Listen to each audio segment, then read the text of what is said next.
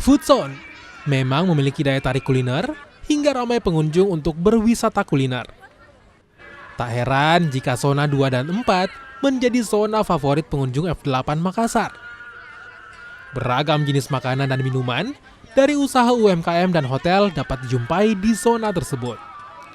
Mulai dari makanan tradisional, seafood khas Jepang, Thailand food, hingga beragam jenis roti tanpa harus berkeliling ke banyak restoran. Meski dijajakan di Festival 8, namun rasanya dijamin enak. Selain harga yang ditawarkan cukup terjangkau, mulai dari Rp10.000 per porsinya. Kegiatannya seru, di sini ada banyak sekali kuliner. Kita bisa pilih yang mana yang kita suka. Nah, kebetulan saya sendiri sudah memilih satu, itu roti. Ini ada selain kuliner, tadi ada tempat bermain anak-anak, ada robot-robotnya juga. Anak-anak bisa main mobil-mobilan juga di sana.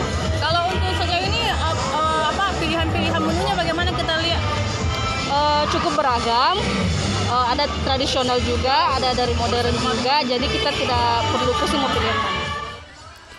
Meningkatnya penjualan makanan dan minuman sejak hari pertama pagelaran F8 menguntungkan pengusaha UMKM dan juga hotel. Mereka pun senang F8 kembali digelar. Kalau itu sudah jangan diragukan lagi, karena menurut saya konsep acaranya sudah tertata dengan sangat baik dan menarik. Jadi saya rasa ini sangat bisa untuk bagaimana supaya perekonomian di Sulawesi Selatan, khususnya di Makassar ini bisa meningkat. Makassar International Egg Festival and Forum 2023 merupakan waterfront festival pertama di Sulawesi Selatan dan masuk dalam agenda tahunan Kementerian Pariwisata. Festival Internasional F8 ini juga menghadirkan pertunjukan dari berbagai negara. Nila Rustam, Kompas TV, Makassar, Sulawesi Selatan.